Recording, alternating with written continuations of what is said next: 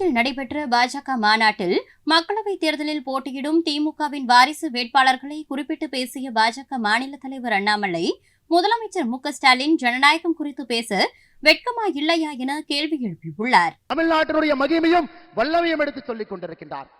இன்னைக்கு திராவிட முன்னேற்ற கழகத்தினுடைய தேர்தலை யாருங்க நிக்கிறாங்க? தென் சென்னையில நிதியமைச்சர் தங்கம் தென்னரசனுடைய தங்கச்சி நிக்கிறாங்க, தங்கபாண்டியனுடைய மகள். மத்திய சென்னையில யாரு நிக்கிறாங்க?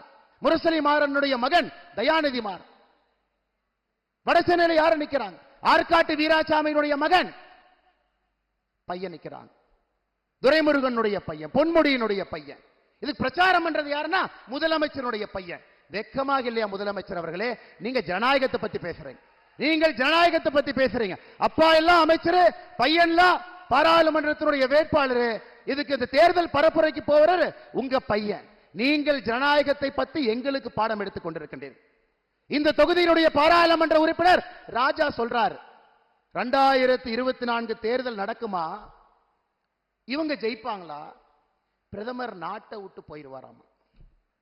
சகோதர சகோதரி, நான் சொல்லுகின்றேன், ராஜா இங்க டெபாசிட் வாங்க கூடாது. நீலகிரி பாராளுமன்ற தொகுதியில அடுத்த 7 நாட்கள் பதிலடி நாம் கொடுக்க வேண்டும். செய்திகளை உள்ளது உள்ளபடி தெரிந்து கொள்ள ரெஃப்ளெக்ட் நியூஸை சப்ஸ்கிரைப் பண்ணுங்க.